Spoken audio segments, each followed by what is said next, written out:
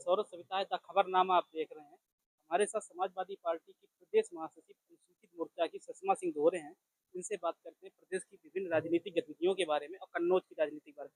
Ma'am, सबसे पहले आपका स्वागत है। आप ये बताइए, आज आपके कार्यालय में कोई कार्यक्रम मनाया गया, क्या कार्यक्रम था? बहुत बहुत धन्यवाद आपका और आपके चैनल का। और आपके दर्शकों से भी अनुरोध करती हूँ कि आपके चैनल को ज़्यादा से ज़्यादा देखें। दूसरी बात मैं ये कहना चाहती हूँ कि आज विश्वकर्मा जयंती है, भगवान विश्वकर्मा जी की जयंती है और हमारे राष्ट्रीय अध्यक्ष जी के अखिलेश यादव जी के निर्देशानुसार सब समाज के बीच में बैठ करके आज भगवान विश्वकर्मा जयंती का आयोजन किया गया, जिसमें बढ़ चढ़कर सब समाज के लोगों ने हिस्सा लिया है। प्रदेश की वर्तमान राजनीति पर अगर देखें तो अखिलेश यादव के ऊपर लगातार मुख्यमंत्री हमलावर हैं, लाल टोपी के ऊपर हमलावर हैं। जो आपका लाल टोपी एक चिन्ह के रूप में आप लोग इस्तेमाल करते हैं, उसके ऊपर मुख्यमंत्री हमलावर हैं। देखिए, मैं कहना ये चाहती हूँ कि ये ऐसे मुख्यमंत्री हैं कि जो अपराधों पर हमला नहीं बोलते, ये अपराधियों पर हमला नहीं बोलते। ये राष्ट्रीय अध्यक्ष जी हैं जो हमारे पूर्व मुख्यमंत्री, इन पर हमला बोलते हैं, लाल रंग पर हमला बोलते हैं। आखिर क्यों लाल रंग से इतनी नफरत है? लाल रंग ने तो हमेशा से ही क्रांति लाई है। आप लाल रंग की बात करते हैं। अभी अखिलेश यादव ने कुछ दिन पहले बयान दिया कि अगर सरकार बनेगी तो बुलडोजर गोरखपुर की तरफ कर दिया जाएगा। तो भारतीय जनता पार्टी ने इसे हिंदुत्व की नजर से देखा कि गोरखनाथ मंदिर के ऊपर बुलडोजर अखिलेश यादव करने की बात कर रहे हैं। हिंदू मुस्लिम करना भारतीय जनता पार्टी का शुरू का काम है, पुराना काम है, कोई नया काम नहीं है। और अगर रही बात बुलडोजर के रुख की, तो बुलडोजर अगर इनको लगता है, इनका कहना है कि हम अपराधियों पर चलवाते हैं, तो असली अपराधी कहाँ पर है? कितने मुकदमे हमारे इस मौजूदा मुख्यमंत्री जी पर हैं? क्या बुलडोजर उस तरफ नहीं जा सकता? और अगर जाएगा भी तो क्या गलती है उसमें? आप लोग पीडीए की बात करते हैं, लेकिन आप नेता विपक्ष की जब बात आती है तो आप अगले यानी माता प्रसाद पांडेय को चुन लेते, तब आप पीडीए की बात नहीं करते। ये हमलावर मायावती जी भी हैं और भारतीय जनता पार्टी भी इस मुद्दे पर कि आपने पीडीए को ही क्यों नहीं नेता विपक्ष बनाया। देखिए, ये पार्टी का प्रश्न है, मेरा प्रश्न नहीं है। और दूसरी बात, रही बात पीडीए की, तो पीडीए को पूरा सम्मान हमारे नेता दे रहे हैं।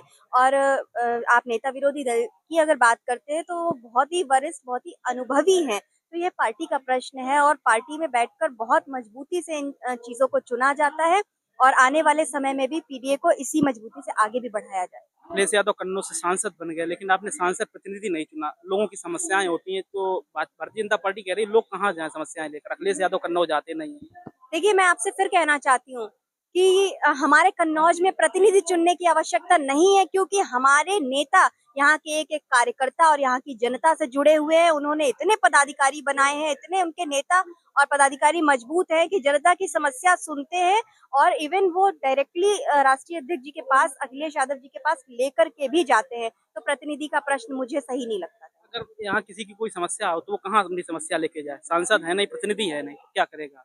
ऐसा कुछ नहीं है। हमारे यहाँ जिलाध्यक्ष जी हैं, जिलाध्यक्ष जी के पास समस्याएं लेकर के आए। हमारे वरिष्ठ नेतागण हैं। इवन पार्टी कार्यालय में अगर आप आएंगे तो समस्या का समाधान होगा। और हमारे जितने भी नेतागण हैं, जितने भी पदाधिकारी हैं, इवन कार्यकर्ता तक जा जाकर घरों में, सबका घरों में उठना बैठना है।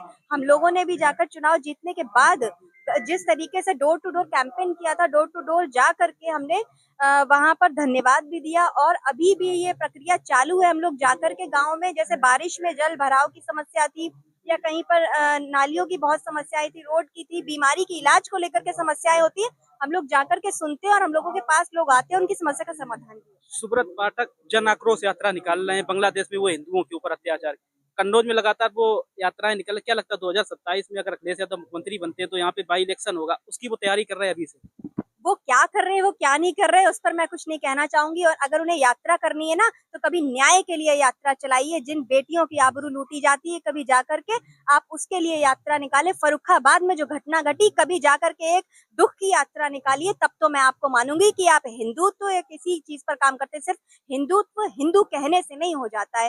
हिंदू भी व्यक्ति है, आम जनमानस है और मुस्लिम भी है। हम लोग मानवता की राजनीति करते हैं, इसीलिए हमारी पार्टी का नाम भी समाजवादी पार्टी है, क्योंकि हम समाज के लिए काम करते हैं। आपने फर्रुखाबाद का जिक्र किया। सरकार कहती है जब मंगेश यादव जैसे लोगों का एनकाउंटर होता है तो आप लोग जाति और धर्म खोज लेते हैं उसमें। और जब सरकार ये जो फर्रुखाबाद की अपने घटना याद दिलाई, तो इस पर आप क्या कहना चाहेंगे? क्या किस वजह से घटना हुई? मैं ये भी तो कहना चाहूंगी कि न जाने कितने ऐसे लोग हैं, ब्रजभूषण का आज तक क्यों नहीं एनकाउंटर किया गया? क्या ब्रजभूषण जनता के हित में काम कर रहा था? जहां देश को मेडल देने वाली बेटियों के लिए ये बर्ताव किया गया, उनके लिए इस तरीके की घटनाएं घटित हुई, कहाँ था तब उनका बुलडोजर और कहाँ था एनकाउंटर। एनकाउंटर जाति देख करके आप अगर करेंगे तो जातिवाद की बात नहीं, वहां पर किसी भी व्यक्ति का अगर गलत तरीके से एनकाउंटर किया जाता तो हम लोग भी बोलते और हमारे नेता भी बोलते। 69,000 शिक्षक भर्ती पर आप क्या कहना चाहेंगे? हाईकोर्ट का फैसला था कि अब नई लिस्ट बनाई, अब मामला सुप्रीम कोर्ट गया, सुप्रीम कोर्ट ने रोक लगा दी शिक्षक भर्ती के ऊपर। छात्र अब भी इको गार्डन में धरना दे रहे हैं, मुख्यमंत्री का लगातार घेराव करते हैं, कई जगह गए, उनको इंसाफ नहीं मिल पा आप मुझे इस प्रश्न का उत्तर दे दें कि क्या इस सरकार से पहले कोई भी सरकार रही हो इस कदर धरना प्रदर्शन आपने देखे? कोई परीक्षाएं नहीं, कहीं कोई वैकेंसीज नहीं, वैकेंसीज आप निकालते हैं, एग्जाम होने से पहले पेपर लीक हो जाते हैं। आज छात्रों को धरने पर बैठना पड़ रहा है जब उनका पढ़ाई करने का समय, वो अपना आधा फ्यूचर धरने में, प्रदर्शनों में और अपने ऊपर मुकदमे लगवा के बर्बाद कर रहे हैं। समाजवादी पार्टी की सरकार बनती है तो जो इस बैठे हुए धरने पे छात्र, इनको इंसाफ मिलेगा? अखिलेश यादव इनकी लड़ाई लड़ेंगे? समाजवादी पार्टी की सरकार बनेगी तो हर पीड़ित को और हर शोषित को न्याय मिलेगा, जो इस समय अन्याय के खिलाफ लड़ रहे हैं और जो इस न्याय के लिए लड़ रहे हैं। और आज जो स्थितियां बनी हुई हैं, हर तरीके से समाजवादी पार्टी उनका समर्थन करेगी। ये मंगेश यादव के ऊपर आप क्या कहना चाहेंगे? जो एनकाउंटर हुआ, अखिलेश यादव कह रहे हैं कि इतनी ज्यादा धाराएं नहीं लगी थी, सरकार ने एनकाउंटर कर दिया, जो असली आरोपी थे उसे छोड़ दिए गए। सत्यता तो यह है कि मैं बहुत दुखी हूँ, सिर्फ इसलिए नहीं कि किसी जाति को लेकर के, मैं दुखी इसलिए हूँ किसी के घर का इकलौता चिराग था और धाराएं भी इस तरीके की नहीं थी, ना ही वो इतना बड़ा अपराधी था, एक छोटे से घर में रहने वाला। आपने उसका इस तरीके से एनकाउंटर किया या आपने कोई निजी दुश्मनी निकाली? कल अखिलेश यादव ने एसटीएफ का एक फुल फॉर्म बताया, स्पेशल ठाकुर फोर्स। तो ये क्या लगता है अब जाति खोजने की कोशिश कर रहे हैं अखिलेश यादव जी? पिछड़ा बना मगड़ा चुनाव करने की फिर कोशिश कर रहे हैं 2027 में। इसमें अगड़ा पिछड़ा वाली बात नहीं है, इस तरीके की कोई बात है तो जिस तरीके से भारतीय जनता पार्टी गलत हमारे पीडीए का गलत वो दे रही थी तो उनको गलत तरीके से ही जैसा जो जैसा कहेगा उसको वैसे ही जवाब दिया। तो आपको लगता है ठाकुर समाज का थोड़ा वर्चस्व इस सरकार में ज्यादा है? हमारा चाहे क्षत्रिय समाज हो, चाहे हमारा ब्राह्मण समाज हो, चाहे जो भी हो, जो भी राष्ट्रीय अध्यक्ष जी को पसंद करता है वो सिर्फ जातिवाद को लेकर के नहीं, उनके काम को लेकर के पसंद करता है, क्योंकि वो एक विकास पुरुष है। पीडीए में ठाकुर भी हैं आपके हिसाब से? हाँ जी, बिल्कुल हमारी पार्टी में और अभी पार्टी कार्यालय प्रोग्राम में अच्छे संख्या में यहाँ पर लोगों ने समर्थन दिया हुआ है। इवन हमारे विधानसभा अध्यक्ष जी है, वो भी पीपी सिंह बघेल जी हैं। क्या वो क्षत्रिय नहीं है? क्या वो समर्थक नहीं है या उनके साथी समर्थक नहीं है समाजवादी? आखिरी प्रश्न, केशव प्रसाद मौर्य, योगी आदित्यनाथ ने, सब कुछ ठीक हो गया? ये लगता है कि दिल्ली ने सब मैनेज करवा दिया दोनों के बीच में, लड़ाई झगड़ा कुछ नहीं? देखिए, उनके बीच ठीक हो या ना हो, मैं फिलहाल ये चाहती हूँ कि उत्तर प्रदेश में और हमारे देश में सब कुछ ठीक हो। मानसून ऑफर खत्म हो गया कि विंटर तक जाएगा आपका? कोई ऑफर नहीं, राष्ट्रीय अध्यक्ष जी जब चाहेंगे तब कोई भी ऑफर निकाल देंगे, वो उनके ऊपर डिपेंड करता है। फिलहाल अभी तो हम लोग इसमें लगे हुए हैं कि किस तरीके से हम लोग कन्नौज को एक नई गति दें और महिलाओं के मुद्दों पर और पीडीए। अगली बार 2027 में आश्वस्त है कन्नौज लोकसभा की 5 सीटें जीतेंगे? हम लोग बेशक कन्नौज लोकसभा में 5 सीटें जीतेंगे, क्योंकि पीडीए ने जिस तरीके से, पीडीए ने या सर्व समाज की मैं बात करूंगी, सभी समाज में, पीडीए में भी अगर आप पूरी फुल फॉर्म निकालेंगे तो पीडीए में सारे समाज आते हैं।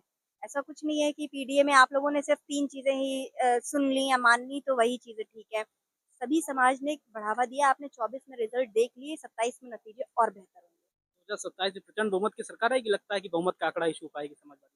हम प्रचंड बहुमत से, पूर्ण बहुमत से, बहुत बेहतरीन बहुमत से, सबके सहयोग से 2027 में माननीय राष्ट्रीय अध्यक्ष जी को योगी जी को अगर बदल दिया जाता है इन्हीं के नेतृत्व में, भारतीय जनता पार्टी को हराने में थोड़ा आपको सहूलियत होगी? या लगता है कोई दूसरा सीएम आ जाए तो थोड़ा मदद मिलेगी समाजवादी पार्टी? समाजवादी पार्टी की मदद सिर्फ जनता करेगी। योगी जी हटते हैं, नहीं हटते हैं, कोई और होगा, ये मुद्दा ही नहीं है। बहुमत से सरकार बनी। कैमरामैन गौरव के साथ सौरभ गुप्ता, द खबरनामा।